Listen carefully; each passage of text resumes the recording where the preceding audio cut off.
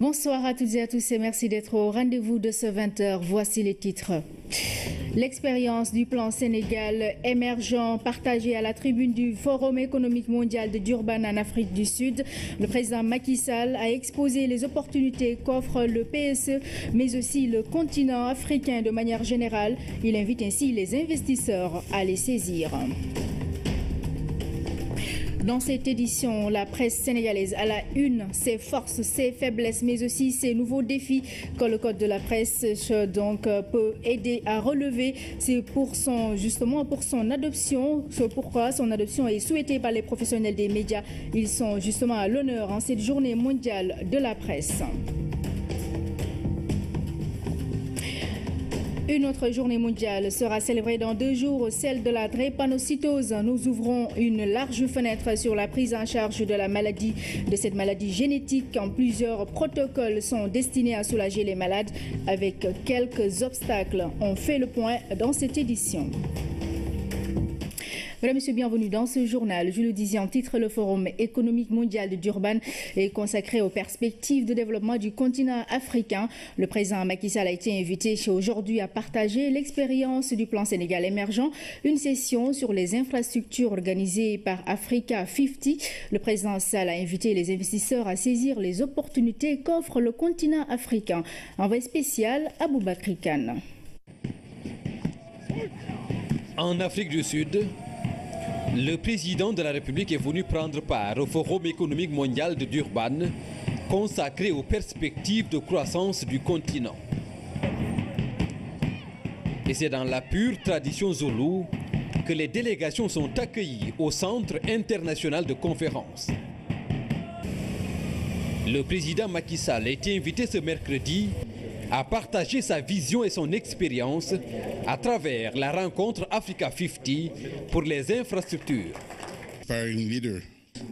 Son Excellence est l'une des autorités qui est vraiment inspirationnelle pour notre continent. Sur le plan de leadership, le Sénégal est en train d'attirer les investisseurs au niveau privé et public. Il s'agit d'échanges sur comment réaliser une croissance inclusive en Afrique. Africa 50 a été mise en place pour faire face aux problèmes et contraintes à l'investissement. Les défis à relever dans un premier temps concernent les freins aux perspectives de développement.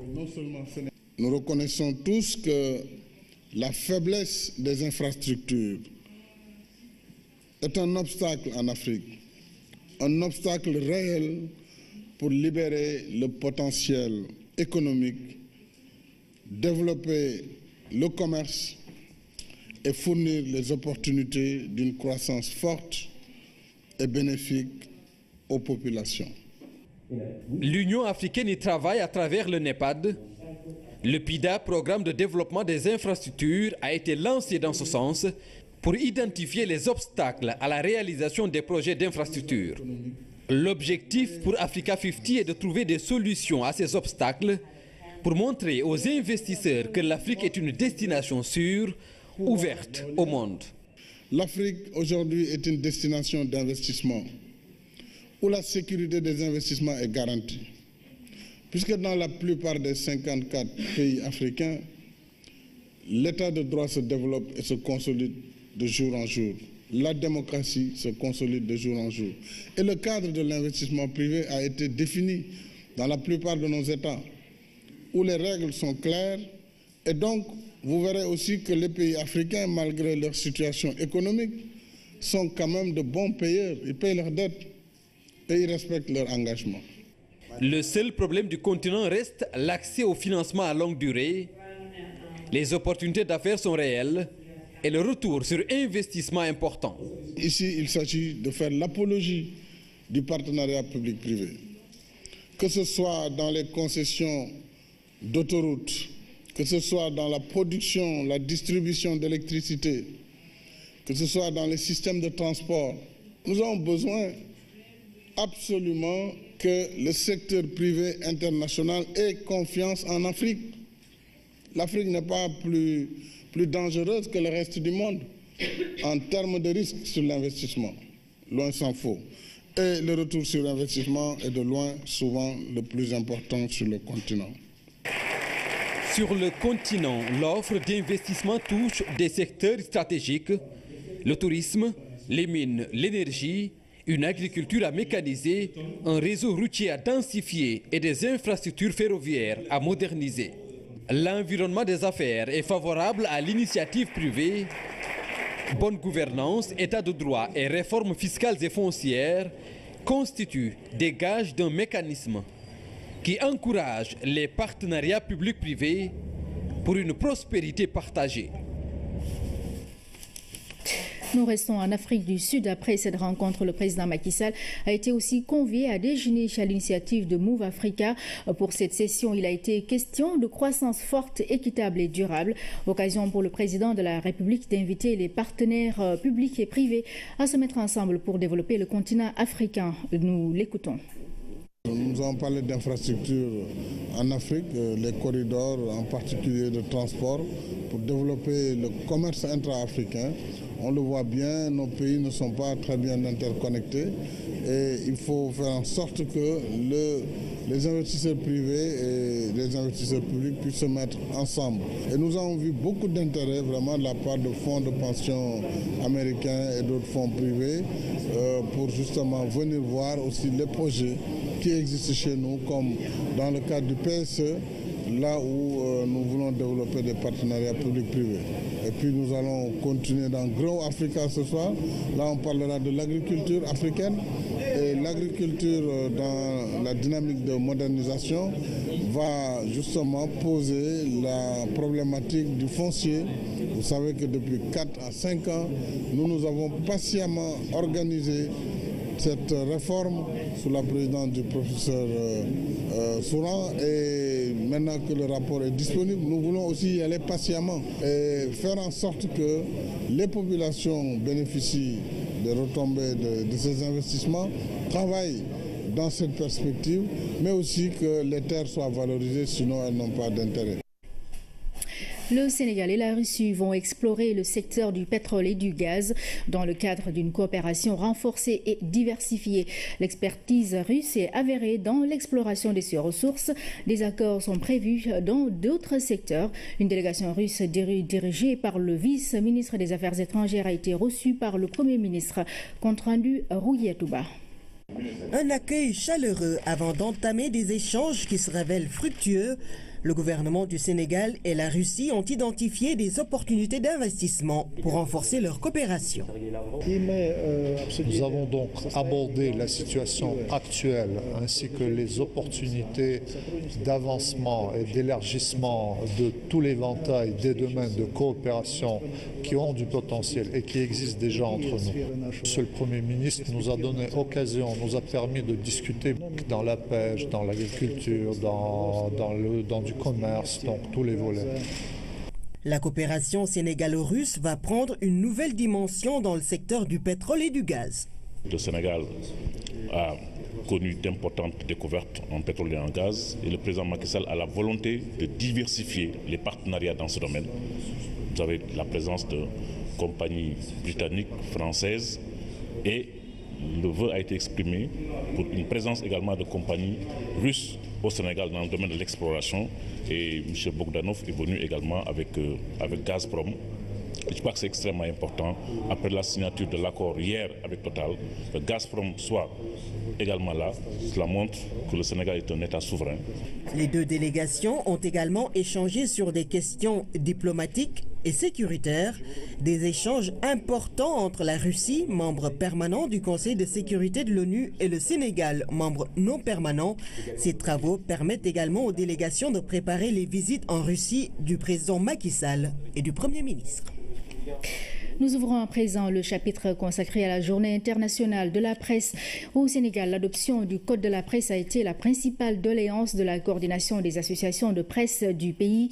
Ses membres ont marché cet après-midi pour attirer l'attention des pouvoirs publics sur l'urgence de son adoption. Compte rendu à Lamine Touré.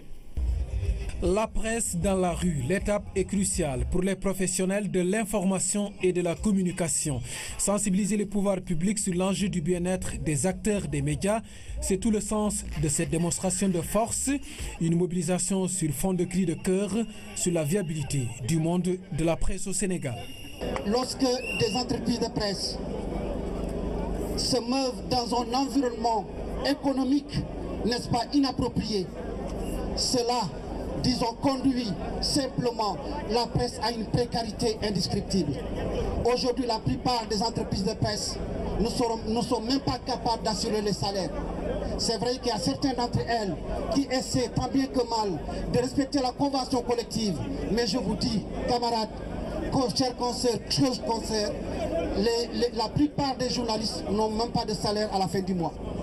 Nous disons qu'il ne peut pas y avoir de liberté de presse avec la précarité. Des entreprises de presse à bout de souffle, le bout du tunnel est ici annoncé. Il s'agit de l'adoption du code de la presse. Vous savez, depuis 2010, ce code est dans le circuit. Ce code répond à l'essentiel des problèmes que nous posons dans le secteur. Ça veut dire quoi? Vous savez, et l'opinion le sait, le journaliste n'a pas de statut clair. Vous savez comment la loi 96-04 définit le journaliste? Un journaliste, celui qui tire l'essentiel de ses revenus de ce métier. Où est la formation? Où sont les diplômes? Nous avons pris conscience de tout cela. C'est pourquoi nous avons mis noir sur blanc dans le code que désormais il y aura deux portes d'entrée en journalisme. Soit vous faites l'école de journalisme ou vous avez la licence ou l'équivalence. Vous allez séjourner durant 2 ans dans une rédaction. Au bout de 2 ans, vous serez évalué par une commission. La maison de la presse n'a pas été en reste. La coordination des associations de presse en appelle à une gestion efficiente. Cette marche fait suite à une longue période d'attente sur les revendications portées par la CAP. De la place de la nation à la RTS, plusieurs autorités politiques et de la société civile ont rejoint le mouvement. Il s'est agi de donner à l'événement toute sa légitimité. Malgré les difficultés de la presse soulevées au cours de cette marche, des acquis sont notés. La presse sénégalaise est considérée comme la plus dynamique et l'une des plus professionnelles de la sous-région. Depuis quelques années, elle contribue à la vitalité de la démocratie sénégalaise et à la construction d'une identité républicaine. Toutefois, elle rencontre énormément de difficultés liées donc à la rareté des ressources. Les professionnels des médias en appellent surtout à revaloriser le statut de l'entreprise de presse. On fait le point avec René Massiga-Diouf. Une presse dynamique, veilleuse perpétuellement aux aguets, telle est l'image que les professionnels de l'information se font des médias au Sénégal. Journaux, radios, télévisions et sites web contribuent de façon positive à la construction d'une identité républicaine à travers un contenu amélioré, un esprit critique, une couverture équilibrée des événements politiques. Ils jouent une belle partition dans la sauvegarde des acquis démocratiques. Le Sénégal est devenu le premier tirage saharienne francophone. Loin devant la Côte d'Ivoire qui est la puissance économique de l'UEMOA. Donc vraiment les médias au Sénégal sont très dynamiques et dans le même temps, tout le monde le reconnaît, opposition comme donc parti au pouvoir. Sans les médias au Sénégal, il n'y aurait pas eu ni l'alternance de 2000 ni l'alternance de 2012. Les médias sénégalais se positionnent dans la sous-région comme une presse éminemment professionnelle. Les publications sont aux antipodes des pratiques journalistiques connues dans plusieurs pays. Le secteur est en pleine mutation, ce qui va avec des difficultés à assurer le service avec les moyens traditionnels. Ça se reflète par des retards de paiement dans les salaires, ça se reflète par la non-couverture médicale, ça se reflète par ce qui est très grave, par les non-cotisations pour la retraite au niveau de l'IPRES et également au niveau des allocations sociales. Donc cette situation contrastée, d'une part un dynamisme, un rôle dans la stabilité sociale et politique et d'autre part une crise économique et sociale. Et ça, c'est important que l'État du Sénégal, que le peuple sénégalais prenne conscience du rôle des médias pour que nos médias ne sombrent pas dans la crise qui va donc les dévier de leur rôle, de leur participation dans l'équilibre et politique et social.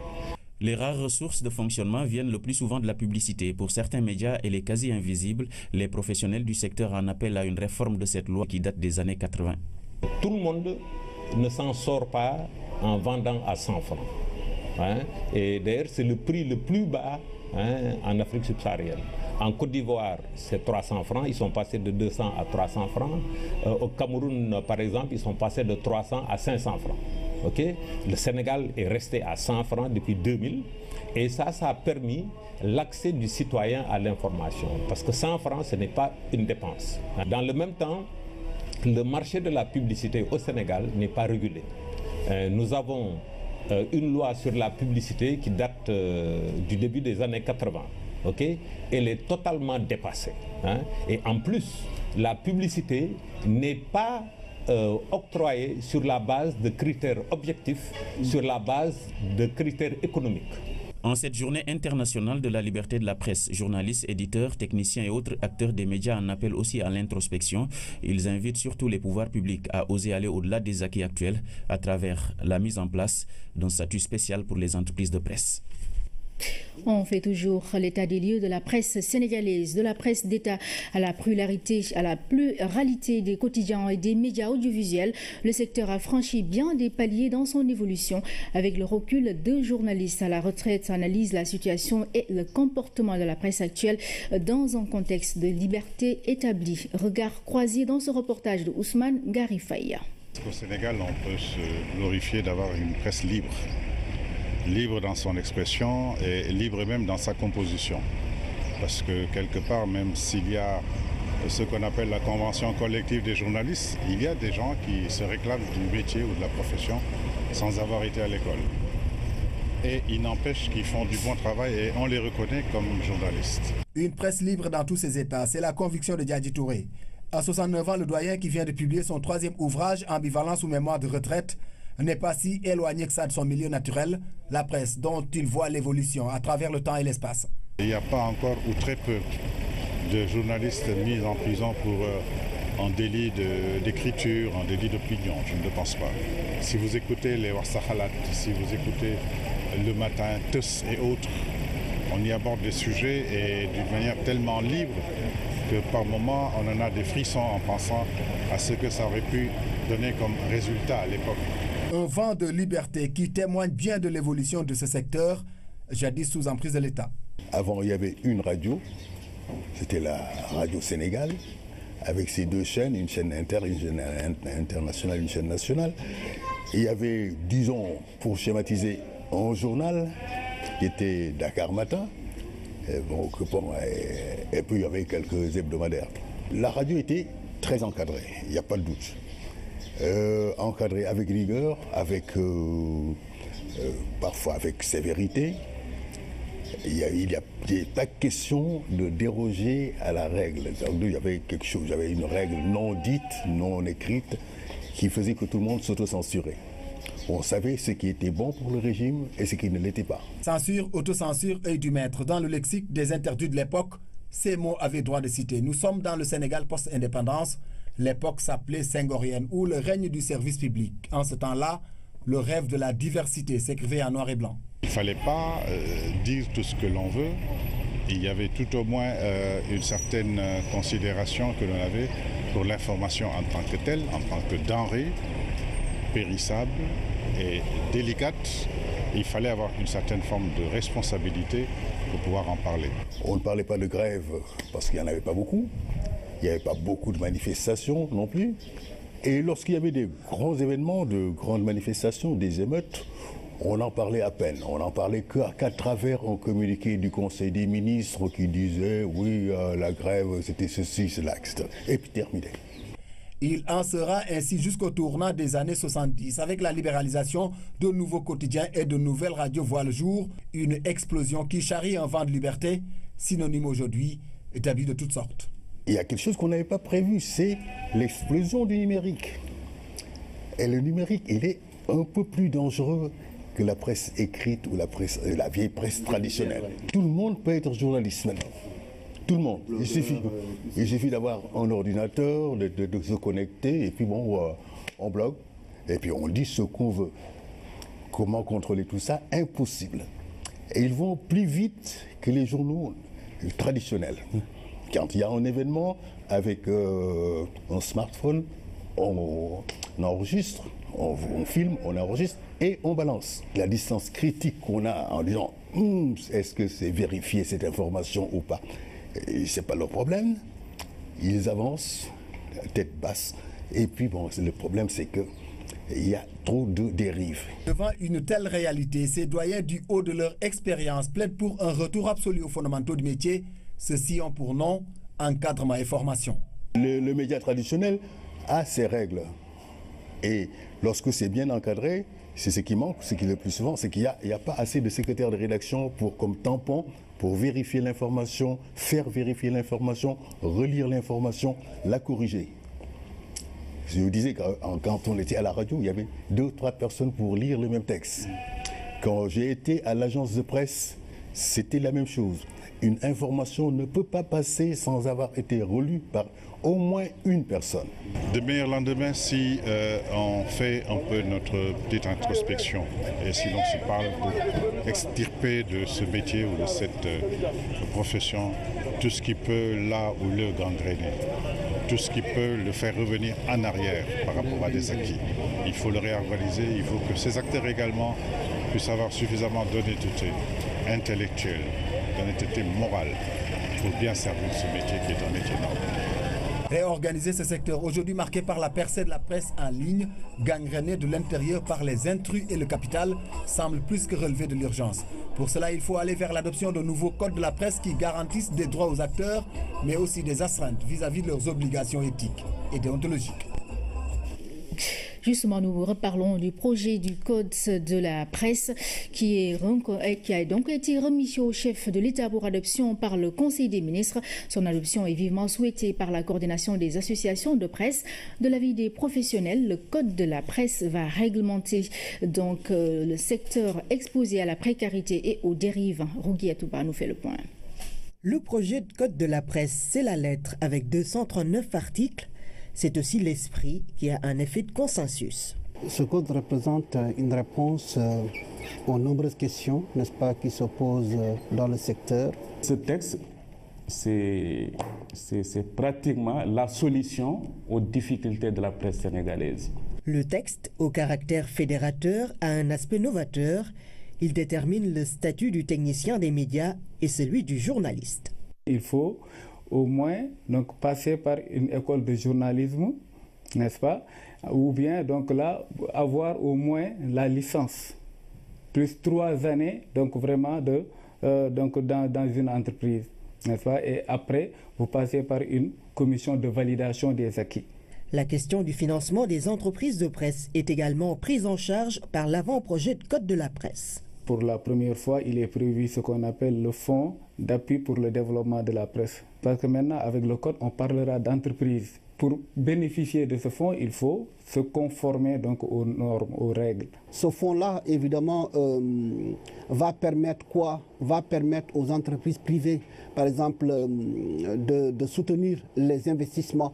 Maintenant, pour le service audiovisuel, le service public audiovisuel, nous avons dit à l'État du Sénégal, il faut donner suffisamment d'argent, n'est-ce pas, à la RTS, au Soleil, à l'APS, et libérer un peu la publicité vraiment au privé. Dans le projet de Code de la presse sont exclues les peines privatives de liberté. Le point même qui était l'innovation principale, c'était ce qu'on appelait communément la dépénalisation. Bon, comme on dit, c'est communément, mais en réalité, il n'y avait pas de dépénalisation, parce que c'était seulement donc l'inexistence désormais des peines privatives de liberté. Mais les peines restaient. Par exemple, donc là, les peines pénales, comme l'amende et autres, donc restaient toujours. Pour une presse responsable dans un état de droit, les associations de presse demandent l'adoption du projet de Code de la presse. Le projet de Code de la presse est sur la table du président de la République. Et je suis persuadé aussi, de par même cette déclaration, c'est-à-dire sa volonté de voir ce texte adopté, que le projet ne va pas tarder sur sa table et que bientôt ce sera adopté en Conseil des ministres. Et j'espère aussi que toutes les dispositions sont prises au niveau de l'Assemblée nationale pour que le projet de loi soit voté avant la fin de la législature, c'est-à-dire le 30 juin prochain. L'adoption du texte permettra de réorganiser et d'assainir le secteur de la presse. La liberté de la presse est une réalité au Sénégal. Jamais l'espace n'a été aussi favorable à la pratique et à l'exercice du métier. Propos de Mansour Sow, invité de l'émission Le Point. Le journaliste analyse la situation de la presse au Sénégal. Voici un extrait de son entretien avec Ousmane Garifaya. Dernier rapport de Reporters sans frontières, le Sénégal est classé parmi les pays où vraiment la liberté de presse existe. Ce qui n'existe pas réellement, c'est la responsabilité de presse. Il faut que les journalistes exercent les droits que la loi leur donne. La loi au Sénégal garantit la liberté de presse. Mais est-ce que tout le monde use de cette liberté? Toutefois des obligations, non? Quelles obligations? La liberté entraîne la responsabilité. Ouais. Maintenant, il se trouve que le jeu, les règles du jeu qui existent depuis l'Antiquité, c'est que le pouvoir essaie de peser sur la presse. Il y a les pouvoirs institutionnels, les pouvoirs religieux, les pouvoirs sociaux, etc. Et chacun veut défendre à la fois sa démarche et son terrain. Mais le journaliste, lui, il se pose comme le défenseur, la sentinelle, le témoin qui raconte ce qui se passe. C'est un peu l'historien des temps modernes. Ce n'est pas de la faute de l'État, à mon avis, si les journalistes ont peur d'exercer leur responsabilité journalistique. Il faut avoir le courage de dire la vérité. Maintenant, si on ne dit pas la vérité, évidemment, ce n'est pas contre l'État qu'on doit se fâcher, c'est contre le journaliste qui n'exerce pas sa fonction. D'accord. Le magazine Le Point reçoit donc le journaliste Mansour Sow, prétexte la célébration de la Journée internationale de la liberté de la presse. Avec Ousmane Garifay, il analyse la vie de la presse au Sénégal. Le Point est à suivre après ce journal. En attendant, nous poursuivons ce focus consacré à la Journée mondiale de la presse. Pour marquer donc la célébration de cette journée, la Maison de la presse a organisé un panel autour du thème dialogue intergénérationnel. Objectif de ce débat, créer un espace d'échange entre les générations d'acteurs des médias. Compte rendu, Fanta Badji.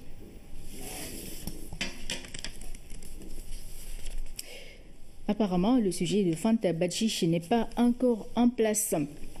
Faisons à présent le point sur les inscriptions sur les listes électorales. À la date du 27 avril 2017, plus de 6 500 000 personnes se sont inscrites sur les listes électorales. Selon les services du ministère de l'Intérieur, près de 2 millions de cartes sont déjà éditées. 4 jours après la clôture des inscriptions, nos équipes se sont rendues à la direction de l'automatisation du fichier.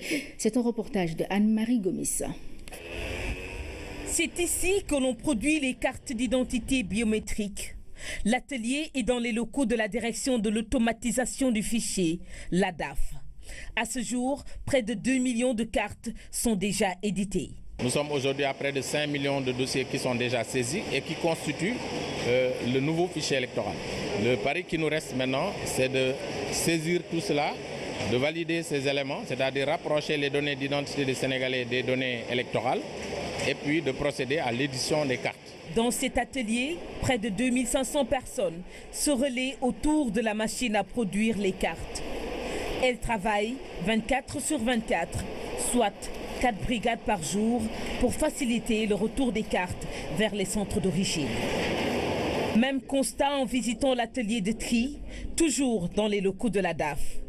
Dans la salle, tout est fait avec soin et précision. Ici, donc, ils vont les classer par région, par arrondissement, département, arrondissement. Et puis, ils vont donc, grâce à des machines qui ont à bord la base de la production, ils vont entrer les numéros de cartes et il leur sera attribué un numéro de boîte. Et sur les boîtes, vous avez le numéro de la boîte, le nombre de cartes de la boîte et vous avez aussi le centre d'enrôlement des électeurs qui sont dans la boîte. À la date du 27 avril 2017, 6 500 000 Sénégalais se sont inscrits pour l'obtention des nouvelles cartes d'identité électorale. L'objectif de départ, selon les services du ministère de l'Intérieur, était de 4 millions. Un objectif largement atteint.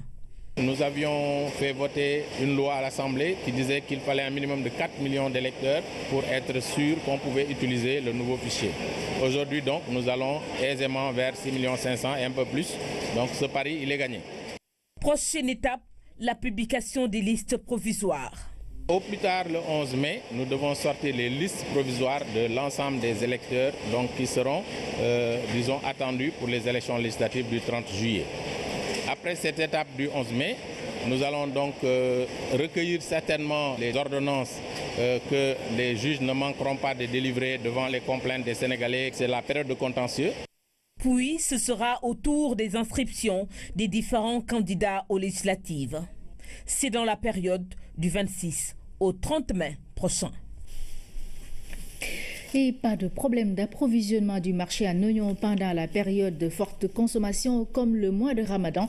L'assurance a été donnée par le ministre en charge du commerce au terme d'une visite de terrain dans la zone de production de Potou, région de Louga. Compte rendu Alassane Diédiou.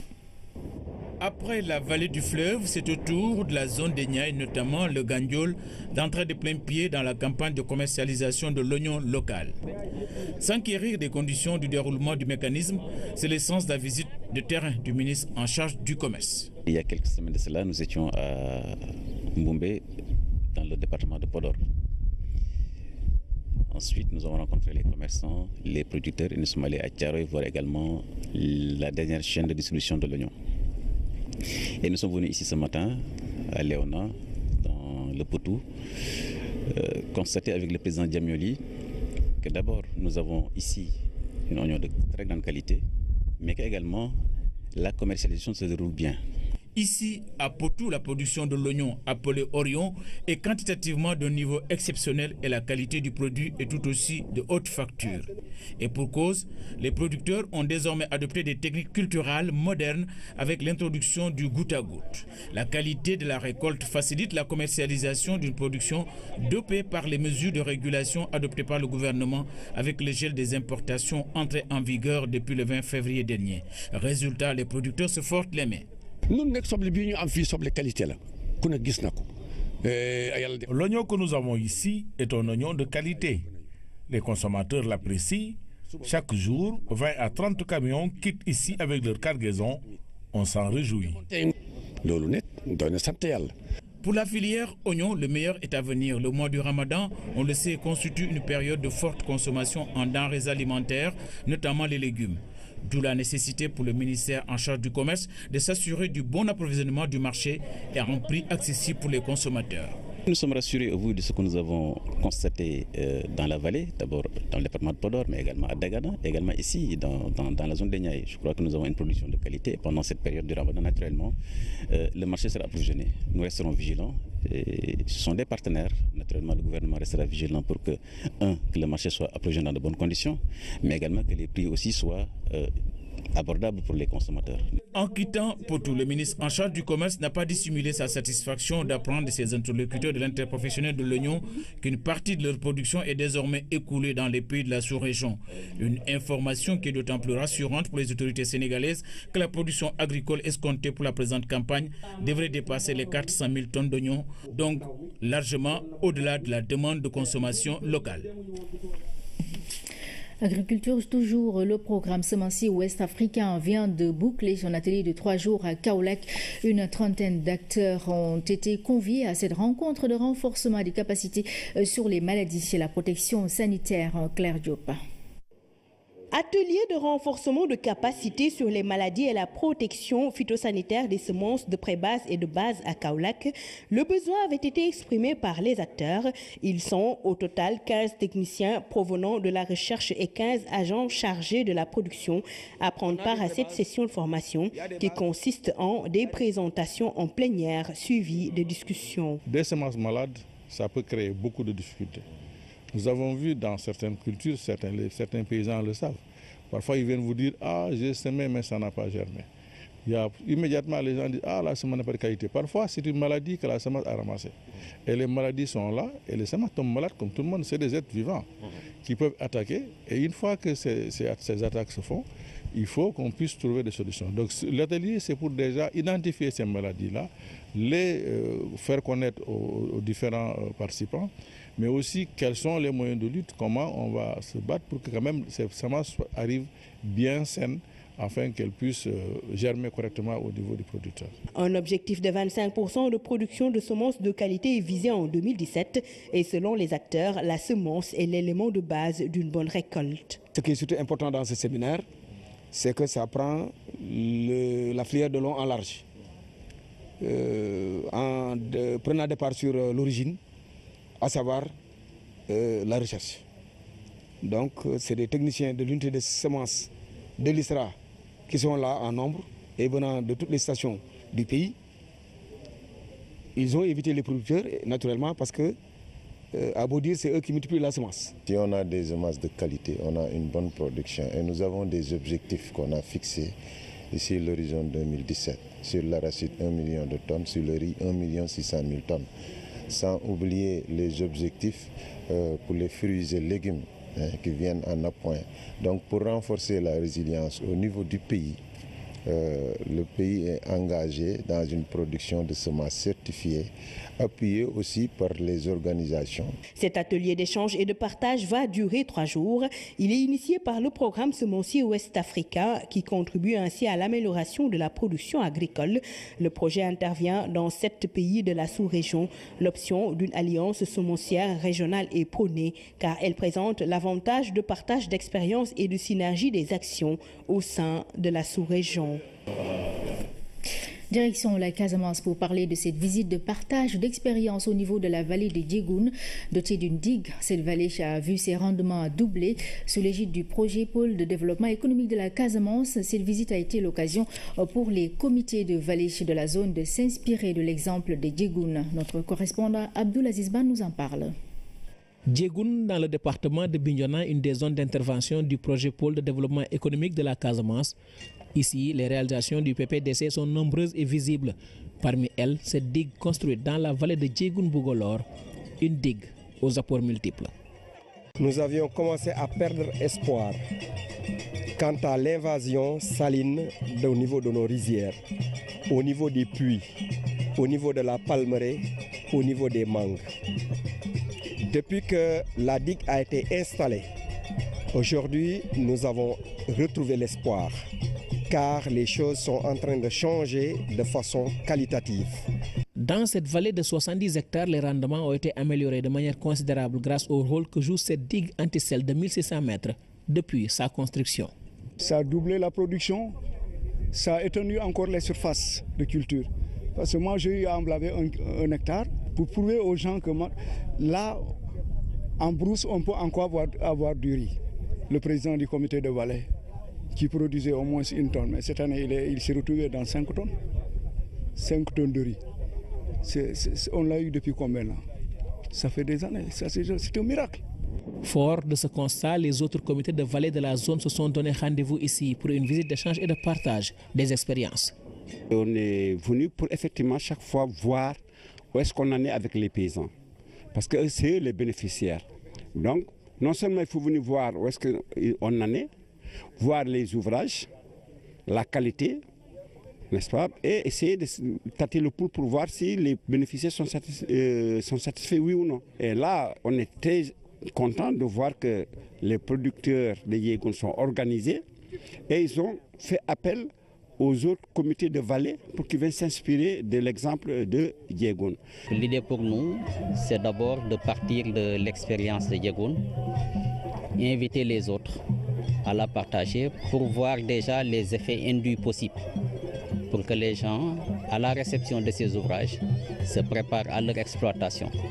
On va leur expliquer comment nous voyons l'organisation des populations autour de ces vallées et comment nous voyons l'équipement des populations autour de ces vallées, quelles sont les innovations que nous comptons apporter autour de ces vallées et comment faire en sorte que les 1000 hectares qui vont être aménagés puissent être exploités de façon optimale. Autre réalisation du PPDC dans la localité, cette piste de production de 8 km qui relie Diegoune à Balingor. Son apport est considérable et son impact sur la vie des populations est très positif. Dakar abrite du 3 au 12 mai un atelier régional du PRAPS, du projet donc d'appui du pastoralisme au Sahel. Les 6 pays membres se penchent sur l'appui à la formation dans la mise en œuvre de la composante santé animale. Les travaux ont été lancés ce matin par le ministre de l'Élevage, compte rendu Fatou Sakho. La concertation de Dakar, qui regroupe le Sénégal, la Mauritanie, le Mali, le Niger, le Burkina et le Tchad, a pour objectif l'harmonisation des politiques en santé animale dans les 6 pays membres du PRAPS. Il est attendu de cette concertation et de la mission d'appui qui va suivre des propositions concrètes relatives à la planification, à la programmation et à la budgétisation des activités régionales et sectorielles pour la prise en charge conséquente des principales préoccupations des communautés pastorales, surtout dans le domaine de la vaccination et de la surveillance épidémiologique. Ainsi, un mécanisme pour le renforcement et l'amélioration des services vétérinaires des pays sera mis en place afin d'éviter la propagation rapide des maladies. L'objectif du projet en matière de santé animale est fondamental pour sécuriser effectivement notre cheptel, pour protéger le cheptel sahélien. Donc, si nous luttons contre une maladie dans un pays, nous souhaitons qu'effectivement de l'autre côté, la même lutte puisse être engagée. Et dans ce cadre-là, on peut espérer que véritablement la situation sanitaire du cheptel puisse être petit à petit maîtrisée et certaines maladies totalement éradiquées. Leur éradication dépend aussi de la qualité et du nombre suffisant de ressources humaines. Lorsqu'on regarde la formation vétérinaire dans la sous-région, je pense que les services vétérinaires sont démunis en termes de ressources humaines pour prendre en charge les problèmes inhérents des maladies que nous avons, notamment au niveau des animaux et aussi des humains. La deuxième chose, c'est au niveau des institutions de formation. C'est vrai que l'école est l'unique institution de formation francophone de la sous-région. Outre les vétérinaires, la formation des acteurs et décideurs est un impératif. Mais au-delà, une bonne coordination dans la mise en œuvre et un cadre harmonisé s'imposent. Si nous n'avons pas de cadre harmonisé, il sera effectivement très difficile, de manière très disparate, de lutter contre ces maladies. Il s'avère fondamental de travailler étroitement au développement de mécanismes consensuels pour l'harmonisation des interventions et des stratégies en matière de santé animale. La composante santé animale du PRAPS est mise en place en 2016 et a pour horizon 2021. C'est un projet du SILS financé par la Banque mondiale pour un montant de 248 millions de dollars. L'atelier de Dakar, ouvert ce mercredi, va se poursuivre jusqu'au 12. Nous reparlons de la journée mondiale de la presse. Pour marquer cet événement, la Maison de la Presse a organisé son panel autour du thème dialogue intergénérationnel. Objectif de ce débat, créer un espace d'échange entre les générations d'acteurs des médias. Compte rendu à Fanta Badji. Des échanges aux allures de cours magistrales, des journalistes parlant de leur pratique du métier à des journalistes en herbe, un dialogue intergénérationnel. À l'ère de la montée en puissance des nouvelles technologies de l'information et de la communication, il est extrêmement important de créer ce carrefour de rencontres pour donner l'occasion aux anciens de partager leur expérience avec les nouveaux, histoire de leur rappeler que quel que soit par ailleurs le contexte, les enjeux, les nouvelles tendances, il y a un certain nombre de principes basiques qu'il faudrait observer. Dans une presse en pleine mutation, la démarche s'impose. Confronter l'expérience des anciens à celle de la nouvelle génération s'avère opportun, surtout dans un contexte marqué par des dérives et un manque de professionnalisme parfois constaté dans la pratique. Les fondamentaux qui guident notre travail restent les mêmes. Aujourd'hui, c'est vrai que les outils numériques donnent l'illusion de rapidité, de facilité, qui font qu'on glisse sur les pièges. On prend l'information pour quelque chose de spectaculaire, on va très vite parce qu'on se dit qu'il y a la concurrence, on ne vérifie pas, on ne prend pas le temps de vérifier ses sources. Il a beaucoup été question de la presse en ligne et de ses conséquences au cours de ce débat. Très à la mode, le support a grandement participé à la décrédibilisation du métier de journaliste. Les panélistes sont formels. Il faut assainir le milieu et commencer par systématiser la formation. Aujourd'hui, on peut dire que traiter l'information, ça n'existe pratiquement pas. c'est du robinet à la consommation. On ne tamise pas pour voir si l'eau contient des impuretés, mais non, on nous fait boire toute eau en croyant qu'on a fait preuve de journalisme. Nous sommes victimes de non-assistance à presse en danger parce que tout simplement, nous tous, nous l'avons appris à l'école. À l'école, on nous appelle de la théorie. La véritable formation, c'est au niveau des rédactions. Et je pense qu'au niveau des rédactions, quand même, il faut qu'il y ait des gens assez expérimentés au niveau des desks pour pouvoir former valablement les journalistes de manière à ce qu'on ait une presse de qualité. Et c'est ce qui fait défaut dans la majeure partie des rédactions aujourd'hui. Ce programme intitulé Cheveux noirs, cheveux blancs par allusion au dialogue intergénérationnel est le premier d'une série de 4 prévus durant l'année 2017. Des problématiques et autres questions liées à la pratique du journalisme seront abordées au cours de ces rencontres. Voilà, parlons santé. À présent, le coût de l'asthme non pris en charge est supérieur au coût de la tuberculose et du VIH. Et ce qu'ont révélé des spécialistes lors de la journée mondiale consacrée à cette maladie qui est un problème de santé publique. Si l'environnement explique en grande partie le déclenchement des crises pouvant être mortelles, des facteurs héréditaires sont aussi incriminés, nous dit Oumar Diaw. D'année en année, le nombre de personnes qui se découvrent un asthme ne cesse d'augmenter. C'est aujourd'hui un problème de santé publique et rien que pour les urgences en pneumologie à Fann, ils sont près d'1 millier à être reçus en une année. Plus de 800 patients qui viennent pour une crise d'asthme, donc qui n'ont rien à voir avec les autres qui ont un suivi et qui sont équilibrés. Il ne fait aucun doute que l'asthme est sous-évalué à travers le monde et encore plus dans les pays pauvres. L'issue peut être fatale s'il n'y a pas d'assistance adaptée. Le malade ne doit jamais se départir de sa petite bombe salvatrice. La carte d'identité du patient asthmatique, c'est sa pompe. C'est quelqu'un qui ne doit pas sortir sans sa pompe, même si c'est un asthmatique qui est équilibré. Avoir par devers soi sa bombe à tout moment, mais pouvoir éviter les facteurs déclenchants que sont les allergènes. Les produits qui se trouvent dans l'atmosphère, parmi les facteurs déclenchants, il y a la cigarette, la pollution. Si l'environnement est un élément décisif dans la survenue des crises, la maladie peut avoir des fondements génétiques. Quand on a dans ses ascendants quelqu'un qui a un asthme, il y a beaucoup plus de chances pour cette personne d'avoir l'asthme. C'était ma mère et mon père.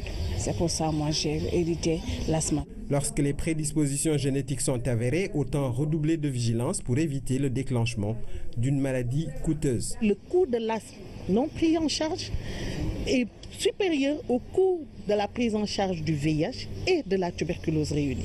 Les associations de malades n'ont pas toujours un accès facile aux médicaments et aux structures spécialisées. Ça coûte cher, 40 000, 50 000, pas subventionné. On achète toujours les médicaments. Elle voudrait une baisse des coûts des soins d'une affection qui, si elle est bien prise en charge, permet de vivre à peu près correctement. Place à la rubrique santé qui ouvre une fenêtre sur la drépanocytose. Cette maladie génétique est transmise par les parents.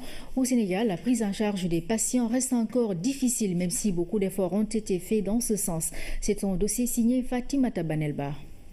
Depuis 2005, la drépanocytose est déclarée par l'OMS comme priorité de santé publique. Au Sénégal, le taux de prévalence est de 12%, dont 2% de forme la plus grave, SS. À Dakar, près de 1500 patients drépanocytaires de type SS ont été recensés. La drépanocytose, c'est une maladie génétique.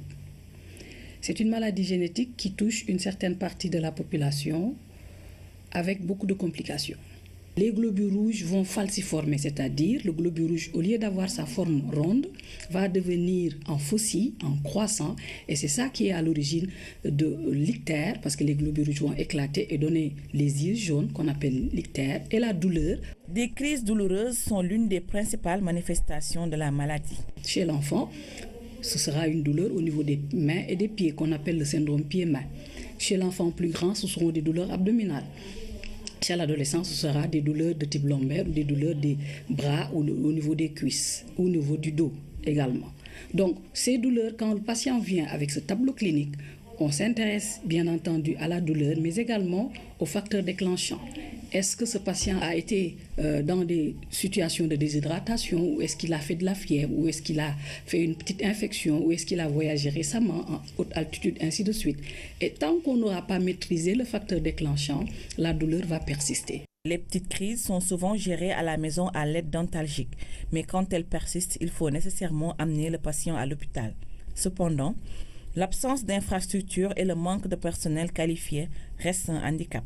on essaie de faire une sensibilisation à grande échelle. Au niveau de Saint-Louis, il y a un centre de drépanocytose qui est ouvert, qui est dirigé par le professeur Diagne à Saint-Louis. Au niveau de Albert Royer, pareil, au niveau du Centre national de transfusion sanguine à Dalal Jamm actuellement. Mais j'avoue que dans les autres régions, il n'y a pas d'hématologue. Et nous, ce que l'on fait, c'est de faire une sensibilisation, une formation de nos collègues médecins pour au moins leur apprendre à gérer, à traiter ces crises vaso-occlusives. Malgré sa fréquence relative, la maladie est méconnue de beaucoup de Sénégalais. Je ne connais pas cette maladie. J'entends dire que c'est une maladie dangereuse. Il paraît que c'est très grave et ça peut même tuer. La drépanocytose reste une maladie très coûteuse pour les patients. C'est vrai que l'acide folique en tant que tel ne coûte pas cher, mais c'est une prescription qui est à vie. Mis à part cela, quand on gère une crise vaso-occlusive pour un patient qu'on doit hospitaliser à l'hôpital, une étude que nous avons faite à Le Dantec montrait que le patient ou le parent pouvait sortir jusqu'à 400 000 francs CFA pour gérer une crise vaso-occlusive. Et donc, imaginez, faites le calcul pour 4 enfants drépanocytaires SS. Pour prévenir la drépanocytose, les spécialistes préconisent le bilan prénuptial et insistent aussi sur les mariages consanguins pour réduire les risques. Nous parlerons d'autres aspects de la drépanocytose dans nos prochaines éditions. C'est un prélude à la journée mondiale de lutte contre cette maladie prévue dans 2 jours. En attendant, l'actualité internationale nous conduit en France et en Afghanistan. Nous allons commencer par le Nigeria où le président Muhammadu Buhari est appelé à prendre immédiatement un congé maladie. Le récit de Hadi Kamara. Le président Muhammadu Buhari a invité à prendre un congé médical, une demande faite par 13 personnalités nigérianes, principalement des juristes et des défenseurs des droits de l'homme. Par ailleurs, les autorités nigérianes cherchent à rassurer sur l'état de santé du président âgé de 74 ans. Le président Buhari n'a pas pu présider les 2 derniers conseils des ministres.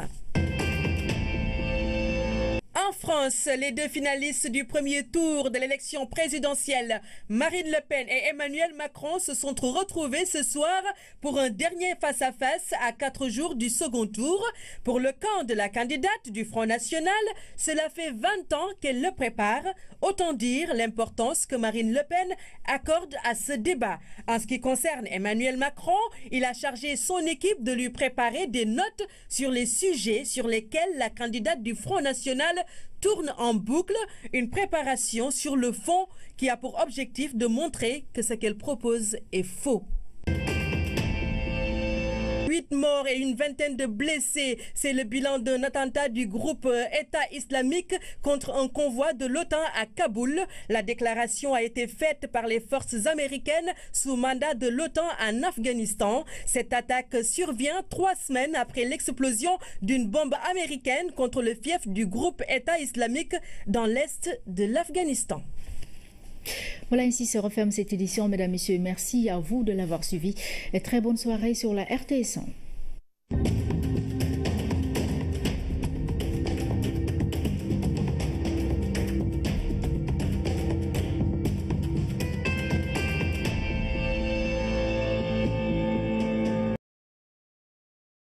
C'était la même chose. Une information ne peut pas passer sans avoir été relue par au moins une personne. De meilleur lendemain si on fait un peu notre petite introspection et si l'on se parle pour extirper de ce métier ou de cette profession tout ce qui peut là ou le gangréner, tout ce qui peut le faire revenir en arrière par rapport à des acquis. Il faut le réorganiser, il faut que ces acteurs également puissent avoir suffisamment d'honnêteté intellectuelle, d'honnêteté morale pour bien servir ce métier qui est un métier noble. Réorganiser ce secteur aujourd'hui marqué par la percée de la presse en ligne, gangrénée de l'intérieur par les intrus et le capital, semble plus que relever de l'urgence. Pour cela, il faut aller vers l'adoption de nouveaux codes de la presse qui garantissent des droits aux acteurs, mais aussi des astreintes vis-à-vis de leurs obligations éthiques et déontologiques. Justement, nous reparlons du projet du Code de la presse qui a donc été remis au chef de l'État pour adoption par le Conseil des ministres. Son adoption est vivement souhaitée par la coordination des associations de presse. De l'avis des professionnels, le Code de la presse va réglementer donc le secteur exposé à la précarité et aux dérives. Rougui Atouba nous fait le point. Le projet de Code de la presse, c'est la lettre avec 239 articles C'est aussi l'esprit qui a un effet de consensus. Ce code représente une réponse aux nombreuses questions, n'est-ce pas, qui se posent dans le secteur. Ce texte, c'est pratiquement la solution aux difficultés de la presse sénégalaise. Le texte, au caractère fédérateur, a un aspect novateur. Il détermine le statut du technicien des médias et celui du journaliste. Il faut au moins donc, passer par une école de journalisme, n'est-ce pas? Ou bien donc là, avoir au moins la licence, plus 3 années donc vraiment donc dans une entreprise, n'est-ce pas? Et après, vous passez par une commission de validation des acquis. La question du financement des entreprises de presse est également prise en charge par l'avant-projet de Code de la presse. Pour la première fois, il est prévu ce qu'on appelle le fonds d'appui pour le développement de la presse. Parce que maintenant, avec le code, on parlera d'entreprise. Pour bénéficier de ce fonds, il faut se conformer donc aux normes, aux règles. Ce fonds-là, évidemment, va permettre quoi? Va permettre aux entreprises privées, par exemple, de soutenir les investissements. Maintenant, pour le service audiovisuel, le service public audiovisuel, nous avons dit à l'État du Sénégal, il faut donner suffisamment d'argent, n'est-ce pas, à la RTS, au Soleil, à l'APS, et libérer un peu la publicité vraiment au privé. Dans le projet de Code de la presse sont exclues les peines privatives de liberté. Le point même qui était l'innovation principale, c'était ce qu'on appelait communément la dépénalisation. Bon, comme on dit, c'est communément, mais en réalité, il n'y avait pas de dépénalisation, parce que c'était seulement donc l'inexistence désormais des peines privatives de liberté. Mais les peines restaient. Par exemple, donc là, les peines pénales, comme l'amende et autres, donc restaient toujours. Pour une presse responsable dans un état de droit, les associations de presse demandent l'adoption du projet de Code de la presse. Le projet de Code de la presse est sur la table du président de la République. Et je suis persuadé aussi, de par même cette déclaration, c'est-à-dire sa volonté de voir ce texte adopté, que le projet ne va pas tarder sur sa table et que bientôt ce sera adopté en Conseil des ministres. Et j'espère aussi que toutes les dispositions sont prises au niveau de l'Assemblée nationale pour que le projet de loi soit voté avant la fin de la législature, c'est-à-dire le 30 juin prochain. L'adoption du texte permettra de réorganiser et d'assainir le secteur de la presse. La liberté de la presse est une réalité au Sénégal. Jamais l'espace n'a été aussi favorable à la pratique et à l'exercice du métier. Propos de Mansour Sow, invité de l'émission Le Point. Le journaliste analyse la situation de la presse au Sénégal. Voici un extrait de son entretien avec Ousmane Garifaya. Dernier rapport de Reporters sans frontières, le Sénégal est classé parmi les pays où vraiment la liberté de presse existe. Ce qui n'existe pas réellement, c'est la responsabilité de presse. Il faut que les journalistes exercent les droits que la loi leur donne. La loi au Sénégal garantit la liberté de presse. Mais est-ce que tout le monde use de cette liberté? Toutefois des obligations, non? Quelles obligations? La liberté entraîne la responsabilité. Maintenant, il se trouve que le jeu, les règles du jeu qui existent depuis l'Antiquité, c'est que le pouvoir essaie de peser sur la presse. Il y a les pouvoirs institutionnels.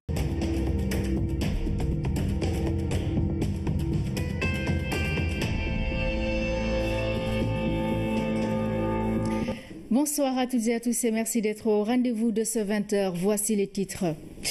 L'expérience du plan Sénégal émergent partagée à la tribune du Forum économique mondial de Durban en Afrique du Sud. Le président Macky Sall a exposé les opportunités qu'offre le PSE, mais aussi le continent africain de manière générale. Il invite ainsi les investisseurs à les saisir. Dans cette édition, la presse sénégalaise à la une, ses forces, ses faiblesses, mais aussi ses nouveaux défis que le Code de la presse donc, peut aider à relever. C'est justement pour son adoption, c'est pourquoi son adoption est souhaitée par les professionnels des médias.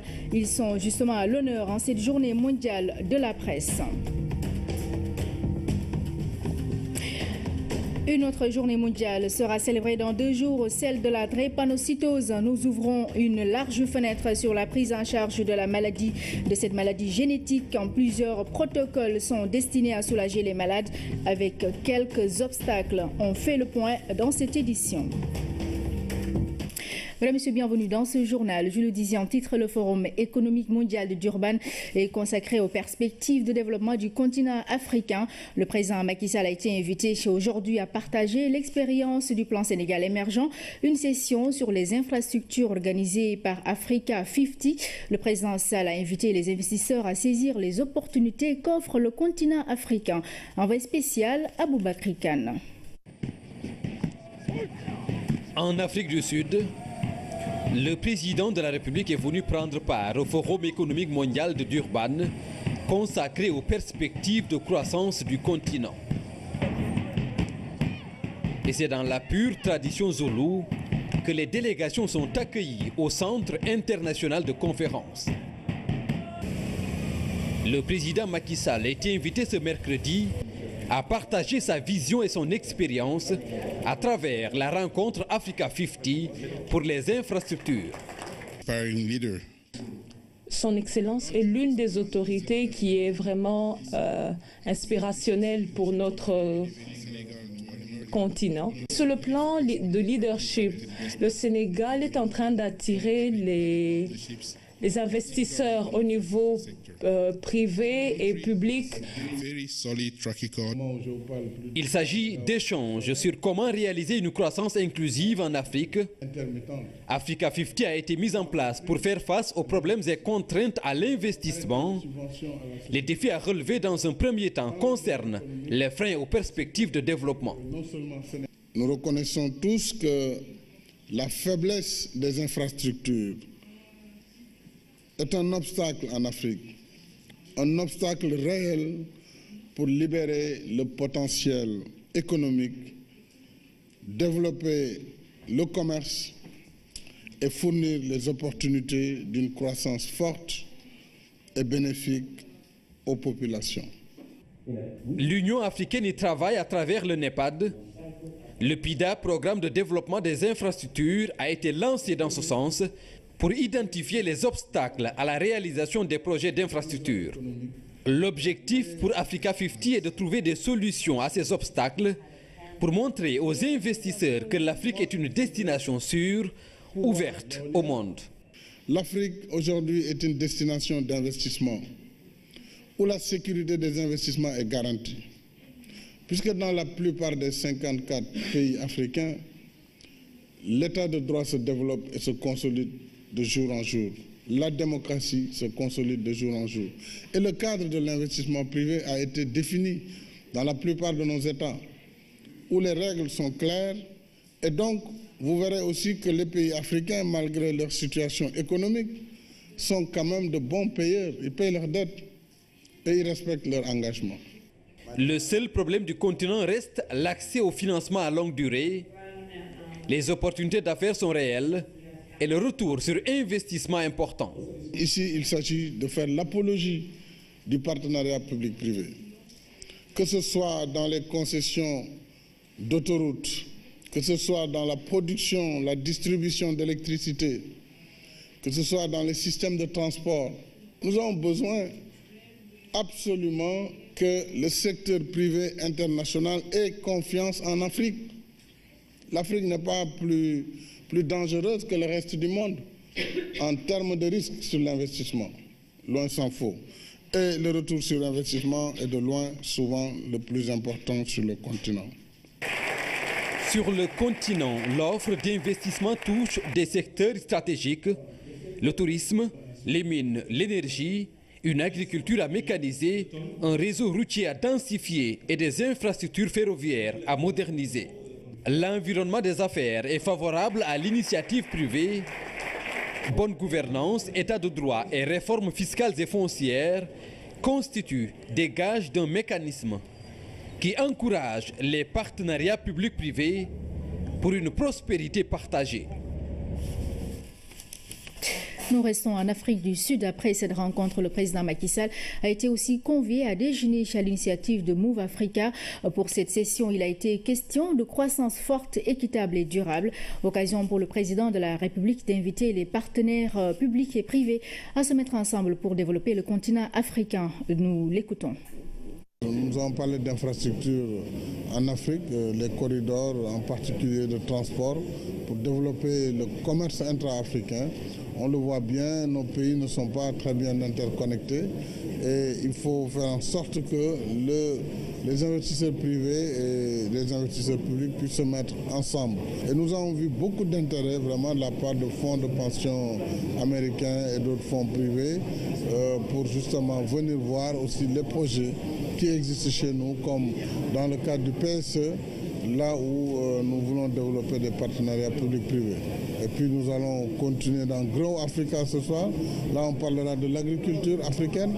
Et l'agriculture, dans la dynamique de modernisation, va justement poser la problématique du foncier. Vous savez que depuis 4 à 5 ans, nous avons patiemment organisé cette réforme sous la présidence du professeur Souran, et maintenant que le rapport est disponible, nous voulons aussi y aller patiemment et faire en sorte que les populations bénéficient des retombées de ces investissements, travaillent dans cette perspective, mais aussi que les terres soient valorisées, sinon elles n'ont pas d'intérêt. Le Sénégal et la Russie vont explorer le secteur du pétrole et du gaz dans le cadre d'une coopération renforcée et diversifiée. L'expertise russe est avérée dans l'exploration de ces ressources. Des accords sont prévus dans d'autres secteurs. Une délégation russe dirigée par le vice-ministre des Affaires étrangères a été reçue par le Premier ministre. Compte rendu Rougiatouba. Un accueil chaleureux avant d'entamer des échanges qui se révèlent fructueux. Le gouvernement du Sénégal et la Russie ont identifié des opportunités d'investissement pour renforcer leur coopération. Nous avons donc abordé la situation actuelle ainsi que les opportunités d'avancement et d'élargissement de tout l'éventail des domaines de coopération qui ont du potentiel et qui existent déjà entre nous. Monsieur le Premier ministre nous a donné occasion, nous a permis de discuter dans la pêche, dans l'agriculture, dans du commerce, donc tous les volets. La coopération sénégalo-russe va prendre une nouvelle dimension dans le secteur du pétrole et du gaz. Le Sénégal a connu d'importantes découvertes en pétrole et en gaz et le président Macky Sall a la volonté de diversifier les partenariats dans ce domaine. Vous avez la présence de compagnies britanniques, françaises et le vœu a été exprimé pour une présence également de compagnies russes au Sénégal dans le domaine de l'exploration. Et M. Bogdanov est venu également avec Gazprom. Et je crois que c'est extrêmement important, après la signature de l'accord hier avec Total, que Gazprom soit également là. Cela montre que le Sénégal est un État souverain. Les deux délégations ont également échangé sur des questions diplomatiques et sécuritaires, des échanges importants entre la Russie, membre permanent du Conseil de sécurité de l'ONU, et le Sénégal, membre non permanent. Ces travaux permettent également aux délégations de préparer les visites en Russie du président Macky Sall et du Premier ministre. Nous ouvrons à présent le chapitre consacré à la journée internationale de la presse. Au Sénégal, l'adoption du Code de la presse a été la principale doléance de la coordination des associations de presse du pays. Ses membres ont marché cet après-midi pour attirer l'attention des pouvoirs publics sur l'urgence de son adoption. Compte rendu à Lamine Touré. La presse dans la rue, l'étape est cruciale pour les professionnels de l'information et de la communication. Sensibiliser les pouvoirs publics sur l'enjeu du bien-être des acteurs des médias, c'est tout le sens de cette démonstration de force, une mobilisation sur fond de cris de cœur sur la viabilité du monde de la presse au Sénégal. Lorsque des entreprises de presse se meuvent dans un environnement économique, n'est-ce pas, inapproprié, cela, disons, conduit simplement la presse à une précarité indescriptible. Aujourd'hui, la plupart des entreprises de presse ne sont même pas capables d'assurer les salaires. C'est vrai qu'il y a certaines d'entre elles qui essaient tant bien que mal de respecter la convention collective. Mais je vous dis, camarades, chers consoeurs, la plupart des journalistes n'ont même pas de salaire à la fin du mois. nous disons qu'il ne peut pas y avoir de liberté de presse avec la précarité. Des entreprises de presse à bout de souffle, le bout du tunnel est ici annoncé. Il s'agit de l'adoption du code de la presse. Vous savez, depuis 2010, ce code est dans le circuit. Ce code répond à l'essentiel des problèmes que nous posons dans le secteur. Ça veut dire quoi? Vous savez, et l'opinion le sait, le journaliste n'a pas de statut clair. Vous savez comment la loi 96-04 définit le journaliste? Un journaliste, celui qui tire l'essentiel de ce revenu, de ce métier. Où est la formation? Où sont les diplômes? Nous avons pris conscience de tout cela. C'est pourquoi nous avons mis noir sur blanc dans le code que désormais il y aura 2 portes d'entrée en journalisme. Soit vous faites l'école de journalisme ou vous avez la licence ou l'équivalence. Vous allez séjourner durant 2 ans dans une rédaction. Au bout de 2 ans, vous serez évalué par une commission. La maison de la presse n'a pas été en reste. La coordination des associations de presse en appelle à une gestion efficiente. Cette marche fait suite à une longue période d'attente sur les revendications portées par la CAP. De la place de la nation à la RTS, plusieurs autorités politiques et de la société civile ont rejoint le mouvement. Il s'est agi de donner à l'événement toute sa légitimité. Malgré les difficultés de la presse soulevées au cours de cette marche, des acquis sont notés. La presse sénégalaise est considérée comme la plus dynamique et l'une des plus professionnelles de la sous-région. Depuis quelques années, elle contribue à la vitalité de la démocratie sénégalaise et à la construction d'une identité républicaine. Toutefois, elle rencontre énormément de difficultés liées donc à la rareté des ressources. Les professionnels des médias en appellent surtout à revaloriser le statut de l'entreprise de presse. On fait le point avec René Massigadiouf. Une presse dynamique, veilleuse perpétuellement aux aguets, telle est l'image que les professionnels de l'information se font des médias au Sénégal. Journaux, radios, télévisions et sites web contribuent de façon positive à la construction d'une identité républicaine à travers un contenu amélioré, un esprit critique, une couverture équilibrée des événements politiques. Ils jouent une belle partition dans la sauvegarde des acquis démocratiques. Le Sénégal est devenu le premier tirage saharienne francophone. Loin devant la Côte d'Ivoire qui est la puissance économique de l'UEMOA. Donc vraiment les médias au Sénégal sont très dynamiques et dans le même temps, tout le monde le reconnaît, opposition comme donc parti au pouvoir. Sans les médias au Sénégal, il n'y aurait pas eu ni l'alternance de 2000 ni l'alternance de 2012. Les médias sénégalais se positionnent dans la sous-région comme une presse éminemment professionnelle. Les publications sont aux antipodes des pratiques journalistiques connues dans plusieurs pays. Le secteur est en pleine mutation, ce qui va avec des difficultés à assurer le service avec les moyens traditionnels. Ça se reflète par des retards de paiement dans les salaires, ça se reflète par la non-couverture médicale, ça se reflète par ce qui est très grave, par les non-cotisations pour la retraite au niveau de l'IPRES et également au niveau des allocations sociales. Donc cette situation contrastée, d'une part un dynamisme, un rôle dans la stabilité sociale et politique et d'autre part une crise économique et sociale. Et ça, c'est important que l'État du Sénégal, que le peuple sénégalais prenne conscience du rôle des médias pour que nos médias ne sombrent pas dans la crise qui va donc les dévier de leur rôle, de leur participation dans l'équilibre et politique et social.